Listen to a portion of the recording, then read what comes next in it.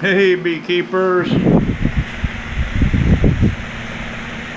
how's it going? Good morning to you, top of the morning.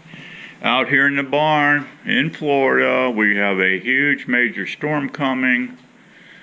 Miss Stacy said you better get out of that barn and get in the house. It's gonna hit. But I have work to do. We can't fool around. We gotta keep going, regardless of what is coming at us. Anyway, we have a boo-boo. I want to show you my boo-boo, but I don't think it's a big deal, all right? What I have here is the, you've seen this 49 times already. The 8-frame Beefy deep frame. Now, look inside. I'm using 1.5 inch material for my bottom. Let me get this out of the way here so you can see this.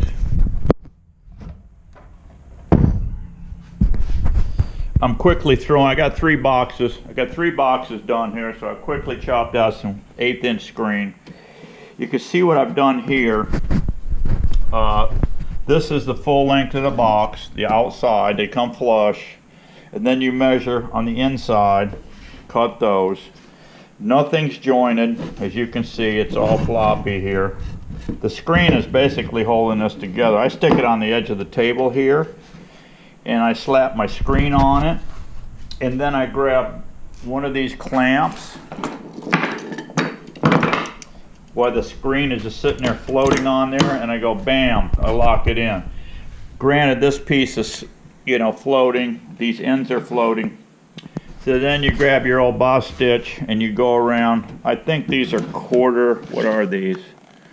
No, they're 1/2 inch staples, T50 staples, and I bang them in. Take your hammer, once you do that, and go around and smack them in tight, because a lot of times they're sticking up, whatever. So that's that. Now, I'll have a porch going on here. In the porch, I do the last thing. Okay? What I do on that, I lock this in the vise, and I pile it all the way through. I clamp this up. Actually, I glue it, then I clamp it up while this is locked in the vise. Then I clamp it from the underside, under the screen. Then I pile it through about only 2 screws, one about here and one here. And then I shoot, I pile it in, and then actually I'm just using nails. They go in, I think they're 8s. They go in like so. That's all I've ever needed on that. For the front, you've got this sloppy joint right here. This will come over top of that joint on that side. This one will come over the top on this side. Here's your entrance to your hive. These I've cut here for the ends. For the side rails, they're going on top. Like so.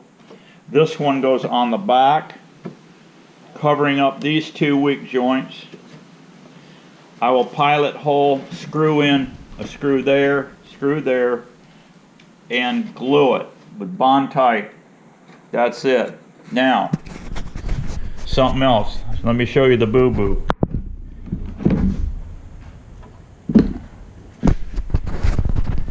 8-frame excluder, right? Well, this box is not a standard box. This excluder is a standard excluder. So I am going outside the box with my plan, okay? But here's the problem with my outside the box trick, and I just discovered this yesterday. Right here, boom. Guess who's gonna go through there?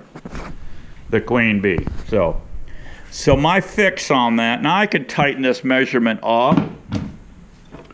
As you can see, with my measurement, because this side was 21 5/16 this side here. But you can see I'm sitting on there, and it's not sitting on there much. But I just quickly eyeball these in the field, adjust them, so you got plenty of bee space here and here. I could bring that in a little bit, that measurement, but then I'll have bee space here, but as you can see, with that jammed up all the way tight against the back wall, you're only looking at a 1/4 inch here. That's all I'd be gaining if I wanted to tighten up this side measurement. Well, even if I did that 1/4 inch, as you can see, I need more material here on this. So the solution is I'm going to try to find some plastic this thickness. I think I can get creative, and I'm going to just heat weld this along here. The only thing that would work is, I believe, is heat, melted heat in there. Granted, that's a little pain in the ass. Or I can take, I've got a 1/4 inch under here. I could take 1/4 inch paneling material and run it to here, run it to here, and run it to here. And staple it along here. Maybe glue and staple along there. I would have a nice deal. And I don't know how tough it was going to be to break the propolis once you know how the girls glue it in. I may have an issue there, but we're going to experiment with this. I may just run, because I wanted to have excluders in the fall. I have a good pepper crop, Brazilian pepper crop, and I like that honey, and it makes excellent cut comb honey too. People don't believe that one, but everybody I give it to just goes crazy over it. So the theory was to put on, you know, an excluder. I'm basically just raising bees for nooks anyway, so I don't know. I'm going to kick it around, and so that's what I'm doing today, out here banging out some bottoms. Thought I'd show you that little trick, show you the boo-boo, and get out there, guys. Start building this equipment. I'll catch you on the next one. Be happy. Bye-bye. Okay, guys, back at you here. This front porch can be a pain to put on unless you see it, how it's done. What I've done is taken the clamp here. I glued it first. You see it overlaps the corner here. So this is the bottom of the bottom of the stand, and I overlapped it, put a nice fat bead of glue down there. This is your entrance, and what you do, you slap the glue on there, and you just get you a nice Harbor Freight clamp like this one. Makes a great clamp for slapping these porches on. And then what you do, you come in here, you want to put just 2 nails in right here.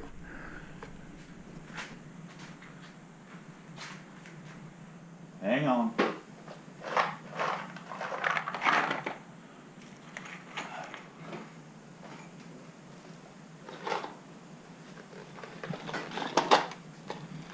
The nails are 8Ds, 2 3/8.